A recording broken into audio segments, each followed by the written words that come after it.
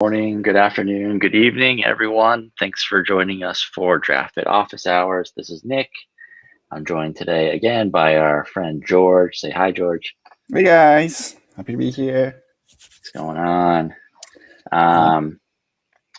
So yeah, today we're doing a little bit of a more informal office hours. If you have not been to a Draftbit Office Hours before, we usually follow more or less the same format. We'll tell you what's new in the tool, then we'll do some Q&A. So start dropping those questions in now into your streaming platform of choice. So we'll get to them. And then we do some building. And today, I haven't touched my community build in a while, so I figured we would get back to that. Maybe we can do a few new things in my app and see how far we can get. So sound like a plan? That sounds good. Sweet. Okay, cool. So I'm going to actually bring this up. Usually, if you've been to an office hours before, you know that usually the what's new at Draftbit is me totally winging it. But thanks to our teammate Aman, we now have a weekly what's new at Draftbit post. And so if you want to know what's new at Draftbit this week and you missed office hours or you're not following along, you can now just go to this post and see all this stuff. So what's new at Draftbit? First of all, if you've been to an office hours recently, you know we've been spending a lot of time with this tool called Xano, which is a backend tool. We've got sort of deeper integration with Xano now. So when you go to your app, you can now one click get started adding your Xano API directly in Draftbit, and all of these links go to either our documentation or their documentation. So it's much easier to get started with Xano. Additionally, when you open up our docs, again, thanks to Aman, we now have a section in the Xano docs for doing authentication. So all this other stuff existed before. So, fetching and updating and all that stuff, that all existed before, but now we also have documentation for auth. So, Aman did such a good job on that. He put so much detail. Like if you've seen, that was the last office hour, right? When we essentially connected to Xano and did a bunch of stuff with it. And then he took that and turned it into like a written and like visual guide to do it all. So definitely a good thing to check. Yeah. Xano's an awesome tool, and we definitely encourage you all to check it out, especially if you're kind of on the fence about what backend to use. I like to think about Xano. I mean, they call themselves the no-code backend. But if you're used to kind of a low-code sort of power user experience in Draftbit and you like that, I think that Xano is a really nice match because they don't. They're not abstracting away the power of a backend. They're really putting the full power of a backend at your fingertips. And so definitely give Xano a look if you're still on the fence about what backend you want to use. Okay, so that's going on. What else did we announce this week? Lists within lists. So you can now, I think we're going to demo this today. It is big. Lists within lists has a lot of useful applications, and we'll kind of show you one today. Or at least I'm going to try and get one working today. But previously you were limited to one level of list, but now you can nest lists within lists. So that's super cool.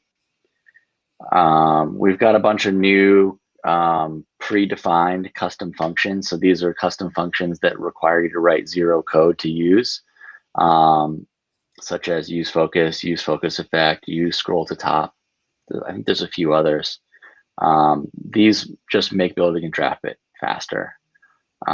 Probably the use focus stuff is, remind me, George, is use focus what allows like a screen refresh when you navigate to it automatically, or is that something different?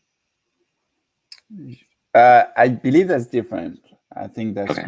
That was kind of the thing we did in the past when you go to a screen and come back, then sometimes that screen will not really refresh. So we had to work on that and making sure that it would like refetch everything if you wanted to. So this is, I believe this is slightly different. To be honest, I haven't tried this use focus custom hook myself. I'm not 100% sure. Yeah, actually, so that screen, like that refresh of the fetch when you navigate to the screen, I actually don't see that in announcements, but we did that this week as well, didn't we? Did we not announce that? You might be right. I think it might have been a couple of weeks ago by now, but that was big too. Because like I said, you would go to a detail page and you would click like delete or like or do any kind of action on a specific item, and then when you came back to your list view, it would still be the same. So the item was not deleted. It was deleted in your backend, but it was not on the front end in your app deleted. So now we fixed that, which is a big deal for the like user experience. And you're right, I don't remember if we've properly announced that. We'll check. Yeah, that's a big one. Let's see what else we got here. Oh, this is really cool. So when we first started down the path of using data in Draftbit, the number of things that you could pull from your backend into a Draftbit app was like relatively simple. But as the ways that you can work with data in Draftbit become more complex, this kind of drop-down menu that's probably familiar to you all needed a bunch of reworking. And so it's just a more delightful experience to map data in Draftbit now. And that's the screenshot kind of shows that. Actually, I think, we might see some of that as you go through your example, but yeah, that's true. Yeah, it's great. It breaks it by like where it's coming from. It shows the type of the value, so it's very helpful. Small update, but if you're used to creating actions called submit data has now changed to API requests. It's a little bit more correct terminology in the software development world.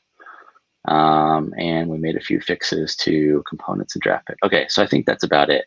Actually, obviously, sorry, I feel bad interrupting, but like one of the motivation behind renaming submit data into API requests is that now in submit data, we used to only allow post request, because that's what like 80% of what you wanted to do is like, submit something to do a post.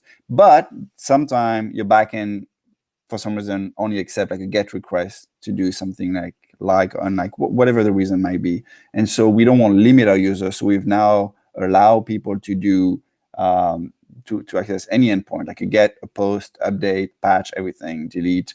And so because of that, it's not technically as accurate to call it just submit. It could be many other things. So that's why we've renamed it API request. So the name is kind of the consequence of something cool that we did, which is you can now have access to all your endpoint in that action. That's awesome. Cool. All right, so I'll keep your questions coming and we'll get to them. Oops. I think where I want to start is trying to get list within list working. And so I'm going to start with a real use case, since we have my kind of the app that I've been working on kind of already kind of queued up to attempt this. I think this should be relatively easy, but I'll set the stage for like what I'm going to try and do. So I have this app that I'm building is kind of like a Foursquare for coffee. So basically, like I can identify coffees that I've tried and then create check-ins out of them where I can rate them and score them and add tasting notes and things like that. And so the screen that we're looking at right now is a list of my recent check-ins. This is all fictitious, but these are real coffees. And then what I just went ahead and did is I added a new field in my backend in the check-ins table for tags. So this is an array of strings within a single item. So I think I've set this up correctly, George, but if you see anything obviously wrong, let me know. And that's a multi-select, right? In Airtable that you've had? It is. Okay, it is, yeah. Cool.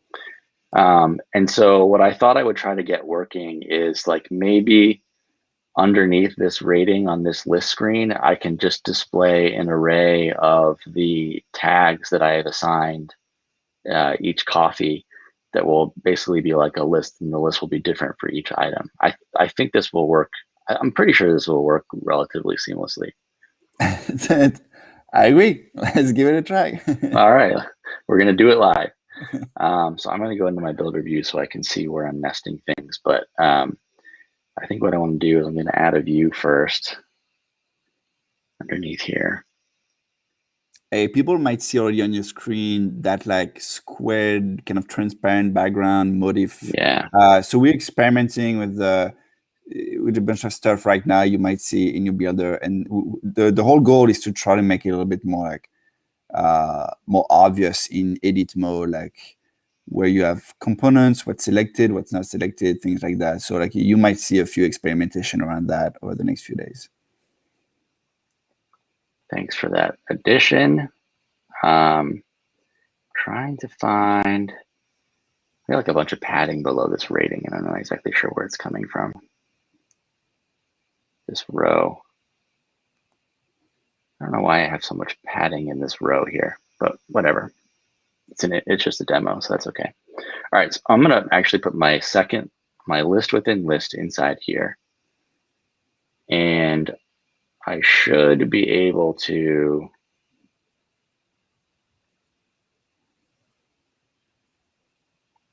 fields.tag. I may have to refresh my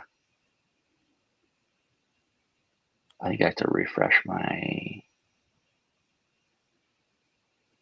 let's just go into the tab and refresh the endpoint.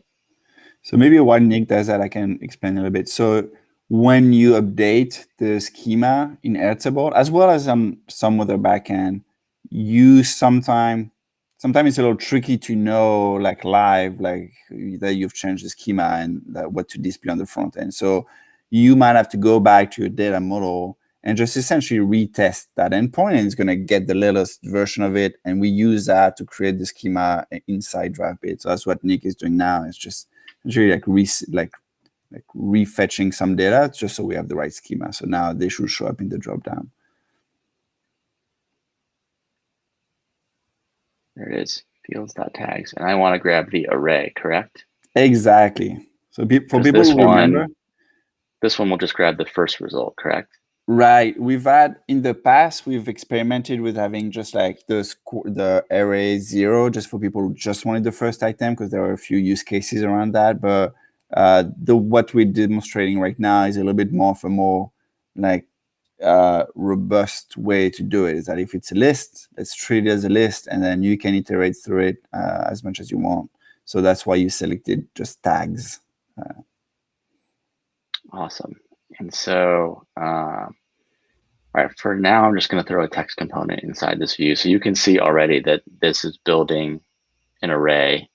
So there must be 4 tags for this one because there's 4 results. There's 3 for the next one, 3, 3, 3. So we know that data is being pulled through here correctly just by how it's sort of showing up. And let's just call this tag.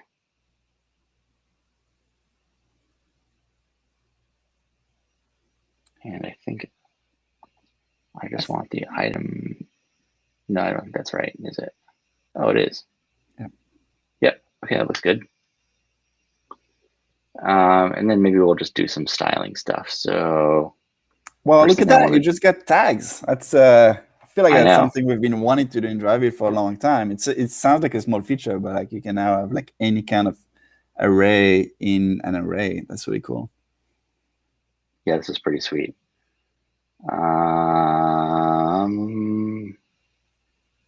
Why didn't my flex direction go to row? That's weird. Let's see what it looks like in live preview. Oh, were you looking at the view at the list instead of the view? No. Yeah, but I thought I have to set the flex direction on the list. Do I not? Am I thinking about that wrong? You might be right. Let's see what happens if I just do it in the view.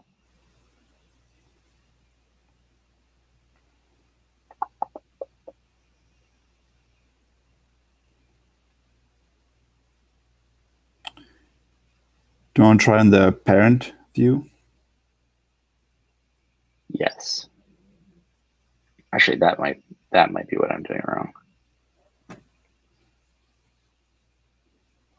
All right, well, let's examine the code and see if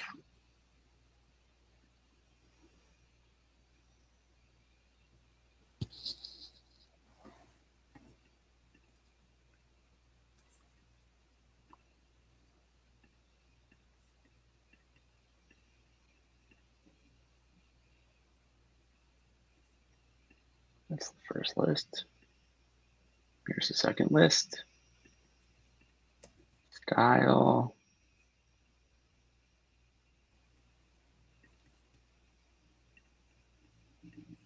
I'm trying to recreate it at the same time.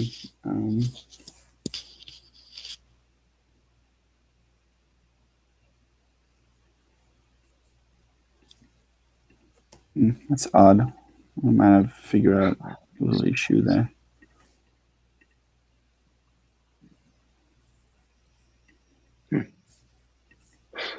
I do have flex direction set to row correctly on the flat list. Okay. So it's probably user error. I'm probably doing something wrong. That's okay. This demo still works. I'm going to do a little bit of styling. So the first thing I'm going to do is I'll give a little bit of padding all around. Oh, I lost George, and he's back. Oh, I guess we both lost each other. Cool. A man says you can try setting the horizontal on list component. Oh, okay. You might have. Didn't you try that? I thought I saw you. Is there is it a config of lists? I think he's talking about over here. I guess you're right. Yeah. There we go. Wait, I missed it. How did you do it? Oh, it's in the list config. You just toggle it to horizontal. So the list horizontal. Okay, that's great to know. Thank you, There we Aman. go. Thanks, Aman. All right, so I'm just giving these items. It's funny, like these, we must have updated these views so that they all have min heights now, which actually makes a ton of sense because sometimes you import views that have no dimensions and you're like, where the heck is my view? But I'm not used to it. Yeah, there's a 50-point min height now on each view. We're actually debating that a little bit internally. So like, I don't know if that's going to stay because it's helpful when you get started, but it can create some confusion when you wonder like, why is there space here? So I'm just styling these to look a little bit more like tags. So I'm going to give it a small border radius. And then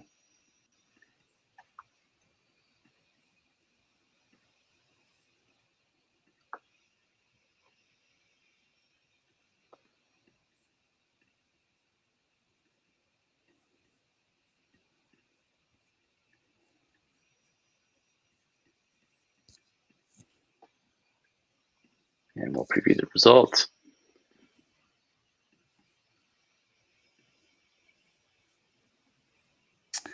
Look at that. It's pretty good. Yeah. It looks great. It does look good. Okay, cool. I kind of expected that to take longer. Do you know what? We're probably not going to do it here, but I'm just thinking out loud. Then you could probably like have a little like X and like remove the tag right there. Like, you know what I mean? Like do all kind of like interaction on the tag inline. Maybe anyway. we should do that on the item view. Should we try that? Yeah. All right, this will be fun.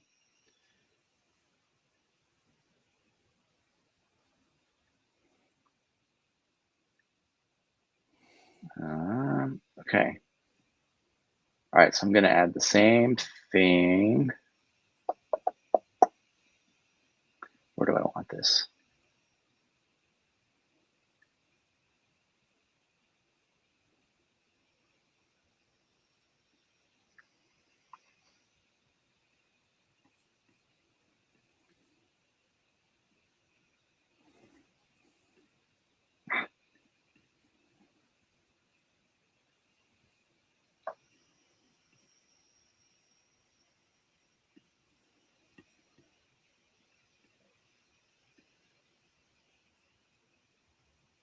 There we go.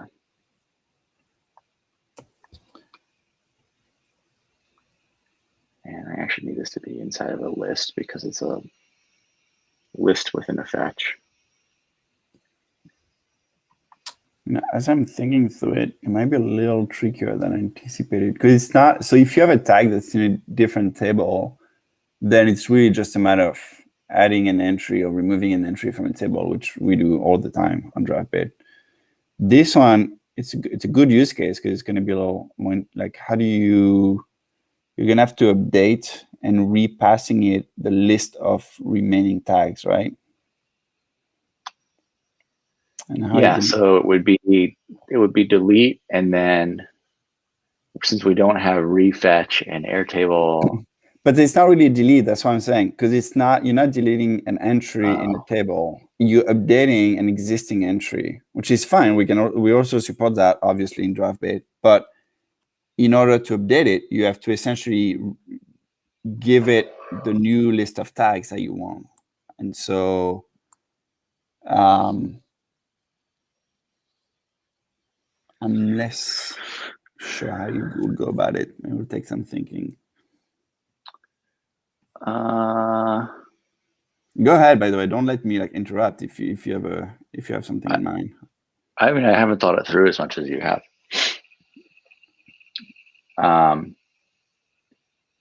Well, let's get the tag displaying first, and then we can maybe think about it. So I'm just re-updating this endpoint.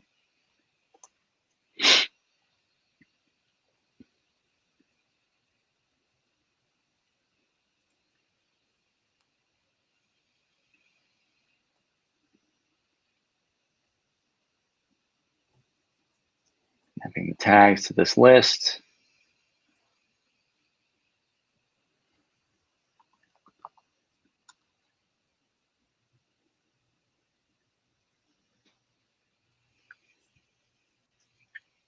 Okay. Nice. Sweet. And then maybe I'll do the same horizontal. Oops.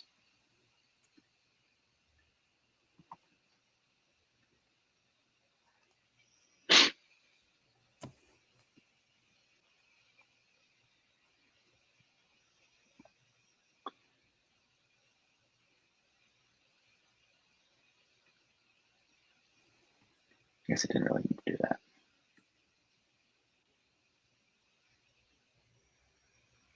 Overthinking it a little bit. All right, so for this view, no min height. I liked 4 here, 4 here. I liked 8 here.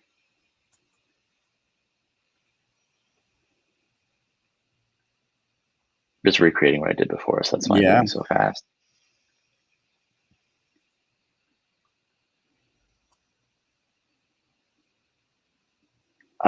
By the way, I always mess this up, but if you want your view to have corners, set the background here, rounded corners. The one thing that I always forget to do, so you'll notice I just set the corner radius and set a background, and so you would think like, okay, I got rounded corners. This should probably be a default setting when you set rounded corners on a view with a background, but oh, it worked. Maybe it's containers I'm thinking of. Anyway, if you set overflow to hidden, that will basically say that anything that flows beyond the boundaries of the view, hide it. Sometimes you end up with square corners. I don't know why I didn't this time, but if that ever happens to you, that's like a little trick. Make sure your overflow is set to hidden if you want rounded corners. Good to know. So now, all right, so now I have my tags. What you will want to do if you want to update that is you're going to have to pass it an array of tags to update that entry in your coffee table. And that's a little trickier as of right now, because we don't exactly have an input for an array. You know what I mean? So there is definitely some hacky ways, but I'm not sure it's worth going there. So let me ask this question. If I have this like edit check-in screen that I made. Why doesn't this work?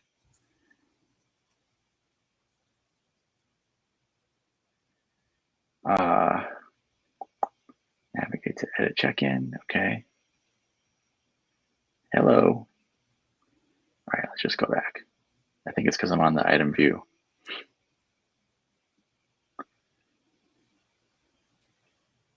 Yeah. Nice. So could I have this edit check-in screen below here give me like an array of checkbox items or something like that? So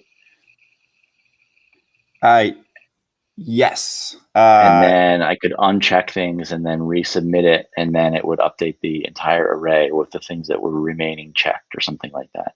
Do you have a fixed list of tag, or do you want a user to be able to tag anything? Well, in this, the list is definitely not fixed. I haven't actually set up the functionality in this app to tag. I'm starting at the end here, so I just like manually input these things.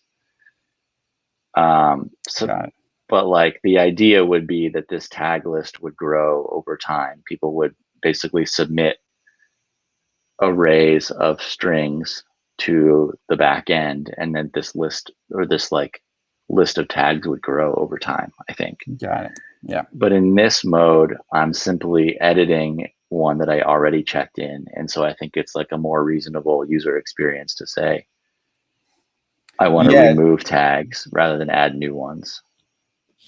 So in that case, yeah, there's probably something to be done with checkbox. I would recommend we maybe do that next week, if only because we're going through a lot of changes with those checkbox, which is actually really exciting news, as a matter of fact, that we're going to announce pretty soon. Is we're doing a ton of stuff around Jigsaw, around the like component library. So we're going to have a lot more components that are data enabled that you can interact with. So that's going through a big revamp right now, which is a lot of work. For that reason, maybe it might be worth just delaying this demo, just the like checkbox demo. I'm going to make a suggestion, and then you do whatever you want, because I don't mean to like push you in a direction for your app, but like there might be one thing that's interesting to demo in the listing list view, in the listing list vein, is the attachment in Airtable. I don't know if you have any use case for that in your app, but we've had people who've used, you can add attachment like photos, and so far until now it was a little challenging to display a bunch of those attachments, because again, they're really like a list inside just one entry. They're not like a separate table. So we now support that entirely. So if you think of a use case in your app for that, that's something we could demo. Otherwise, no worries, we can do it another time. So what would that be like? Like a bunch of photos? Because I thought when you tried to bring attachments from Airtable, you needed like as an example, you couldn't use attachment, you could only use the image URL. Is that no longer true? Yes, essentially, that's no longer true. Oh, okay. I mean, so you can still use URL. That's totally a good thing to do.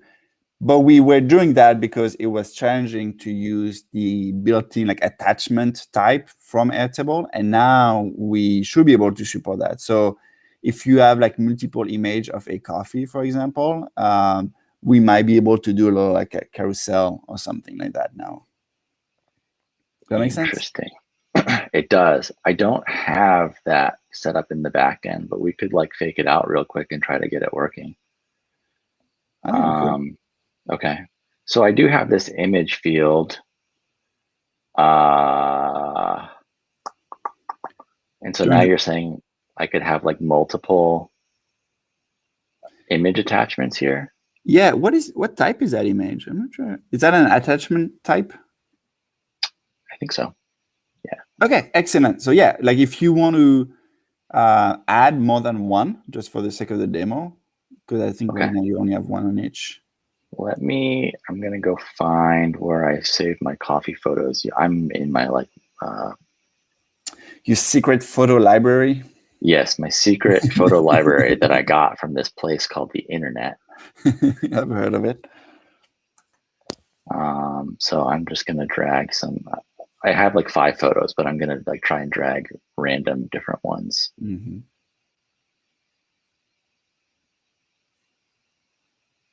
Is this working? I think this is working.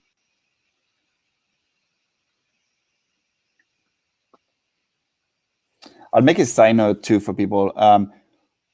Sometime when you have a field in Airtable, but it's all its rows are empty, when we fetch the schema, and it's not, I mean, not to put the blame on someone else, but it's not exactly our fault, but like Airtable does not return that field entirely. It's not even the response because you don't have any item in it, which, you know, arguably makes sense, whatever. But so from our point of view, it's really hard to know it even exists because it's not even being returned. So we used to only fetch the first item and look like, okay, what does the schema look like? And now, because we've run into that issue and because our users have run into that issue, and until Airtable start doing things differently, which might never happen, what we do now is we look at the 10, I believe, 10 results that are being returned, and we use all those 10 to recreate the schema. So if you're missing a few, if you have fields that are empty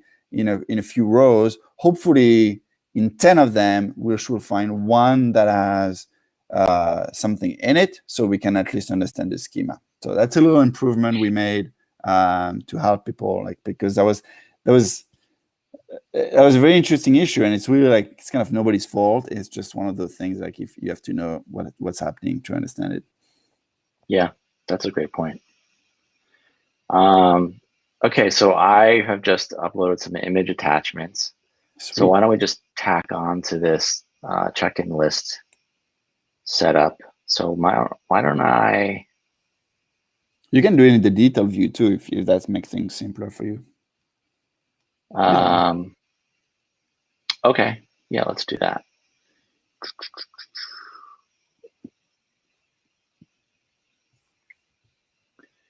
Maybe I'll just modify this. Sorry. Do you mean to like do it in the list? Like I should not have like directed you on how you want to have TV build. This is gonna just a list within a list within a list is not what I wanted to do. I'm like the world's worst drag and dropper. It's tough to drag and drop everywhere. Yeah. Wow, did you see that though? List within list within list actually did like a 4x4 matrix. That was pretty funny. That's cool. All right, so I'm gonna get rid of the text and I'm gonna add, so I can just like put an image component in here now, is what you're saying. Right.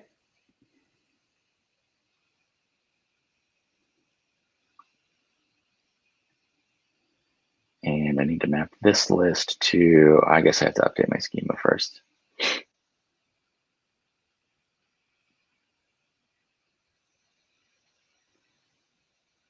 Man, look at all those endpoints. Your app is starting to be like full-fledged. Frankenstein. In a good way, like a very complex app. It is getting complex. I wish I had your design chops so I could make them actually look okay. It would be nice. All right, so yeah, I think this is what we're getting back here. So it's called. Do we see an example? Oh yeah, okay, excellent. Yep. Okay, so it was called, the field's called image. So now I'm going to map this list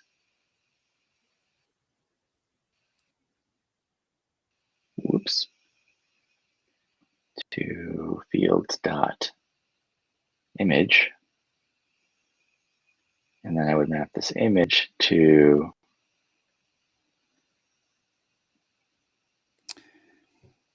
oh wow. So we're just parsing this attachment object and just giving you all of the props of it. Exactly. So it's one item in the images array, and there's a bunch of like, it's a whole like JSON schema thing. So you've got your large icon, your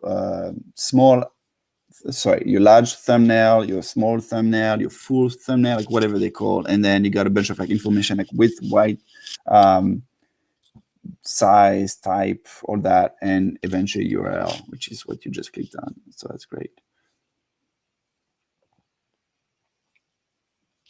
There's my large thumbnail. Look at that. Wow. First try.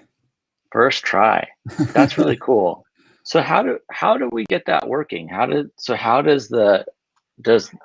we just interpreting like the attachment field as an object and just automatically parsing it, like that just happens? Yeah, so the attachment is an array, and historically we did not really understood arrays. Like we will help you by sending just the first item of the array, but like we were not parsing much further than that. And now we've kind of like eventually came to the realization, like might as well treat it as a list, because that's what it is. It's an array. So now you can just put another list in your tree and map that array into that list. And then for each item, we pass the JSON that's in each item. So like large thumbnail, small thumbnail, all of those things, all the data, and it goes like multiple level of depth. And then we expose all that. So in that drop down, it's a pretty, as you saw, it's a pretty big drop down. You have a lot of options. You can do whatever you want with it. That's really cool. Yeah, that's what you. I mean, I haven't tried it, but like in theory, if in there you had another array, you could have a list in a list in a list. Like again, I haven't tried it, so probably not necessarily safe to do that live. But like in theory, there is no kind of limitation once you just start treating an array as a regular list in Draftbit.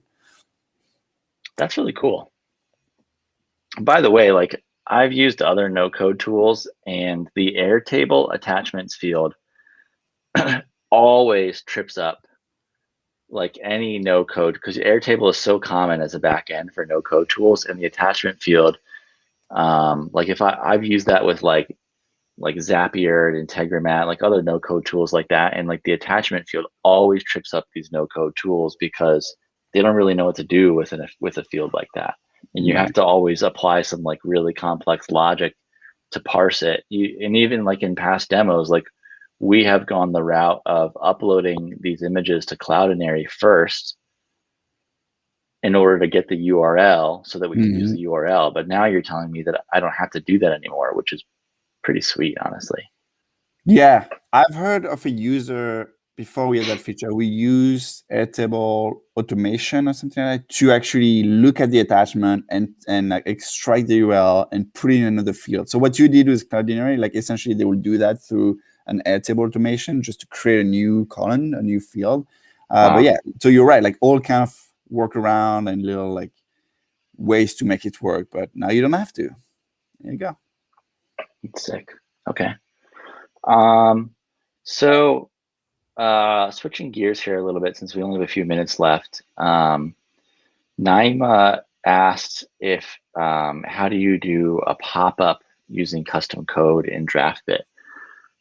I don't think we have a guide for this yet, and I'm not 100% sure I know what they mean by a pop-up. If they mean like just display like a system dialog, like something that you hit OK on, or like a sort of like a full screen like modal type of pop-up. But yeah, so we don't have like a modal in Draftbit, right? There's no way to like display a modal using the Draftbit UI, but you probably could do it with custom code. I think. Yeah, maybe. and I know there is a model in Expo, so that's probably where I would start looking. If you can export that, import that, and try you, as Nick said, like doing custom code, could be a good place to start. Yeah, so let's see if we can find.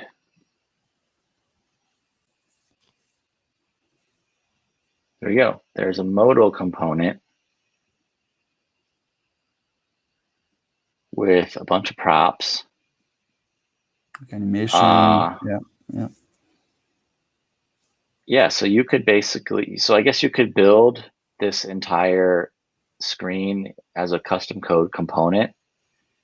And then what would you do? Just navigate to it with an action and it would pop up?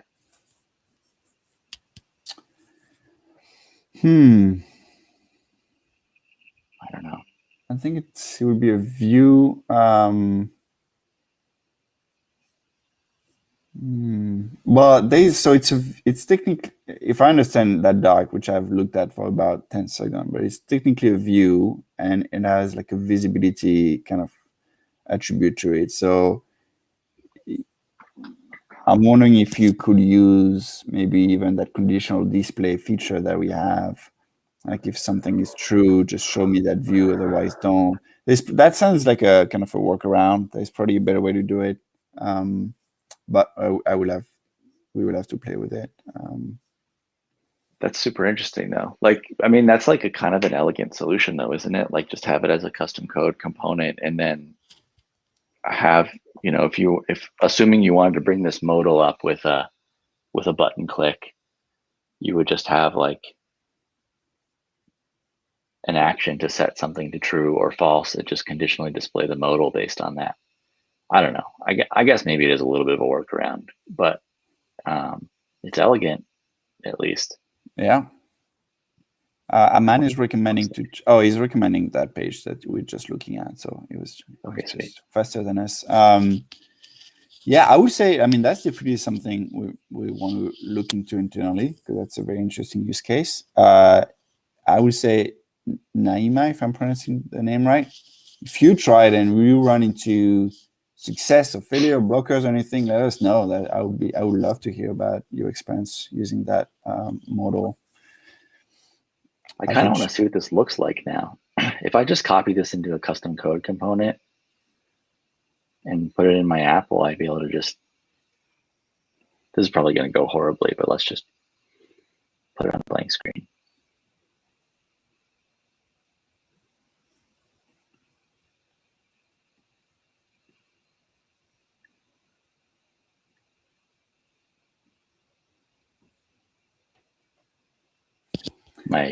My enormous custom code component file.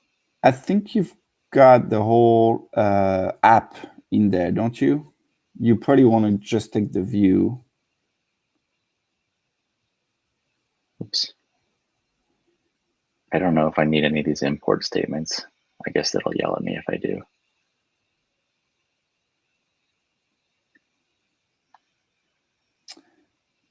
It's an ambitious demo you're going through, Nick. I love it.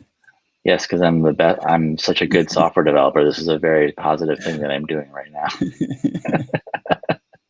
Hey, that's what happened in Office Hour. We're doing it live. They're doing it live. You don't see raw Draftbit. That's why it's happening.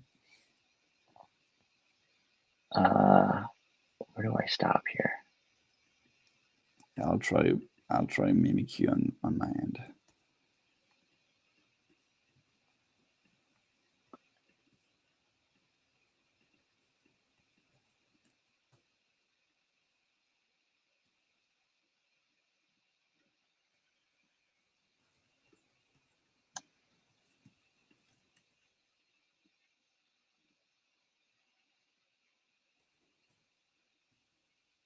Oh wait, I need to wrap this component in something.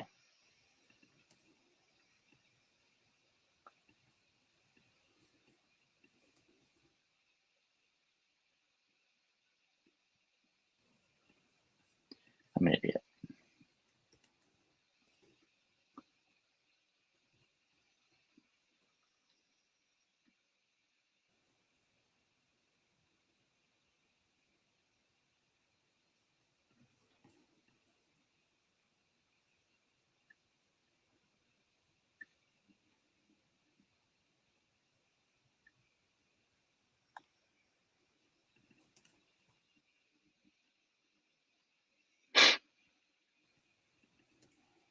Oh wait, this. I already have stuff. I should have just done this in a new app is what I should have done.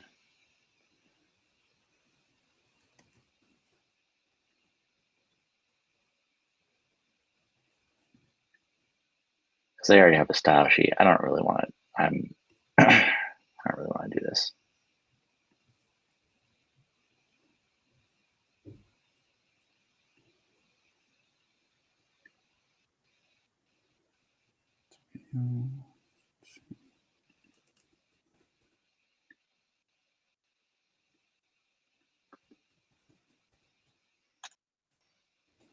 I'm running into a few issues on my end. It might be a little trickier.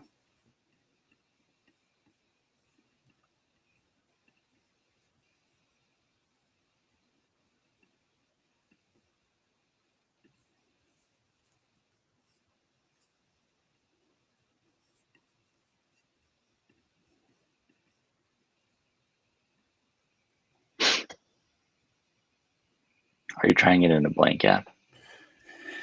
Well, almost. Trying a new screen, but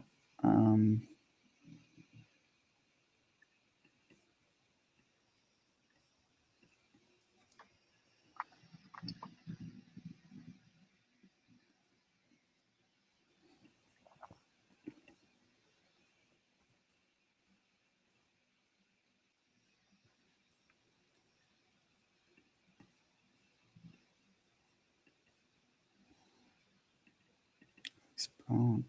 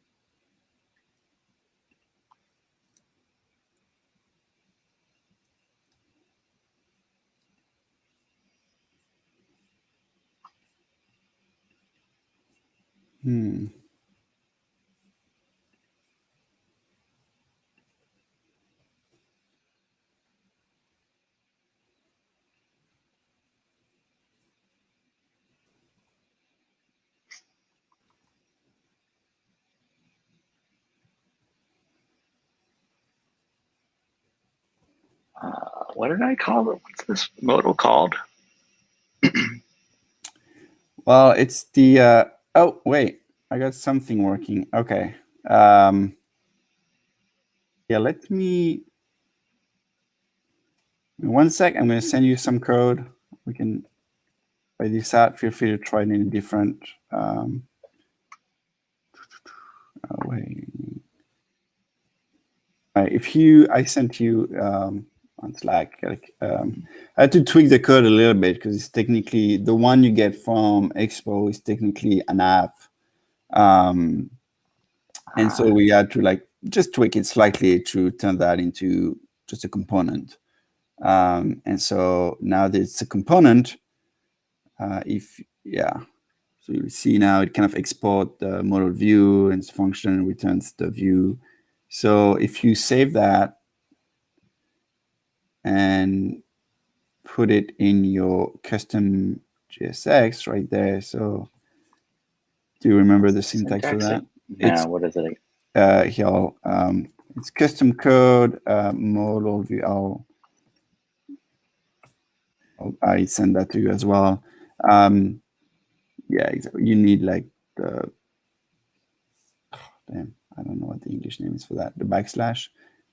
Yeah, exactly. So now if you preview that, I think it should show something.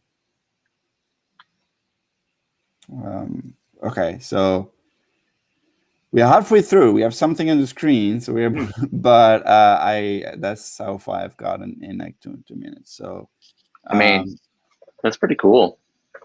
Yeah, so there's definitely a way to import the Expo model, turn that into your own custom component, and then you're obviously gonna have to do a little bit more digging into like how to like trigger it and make it work for whatever you need.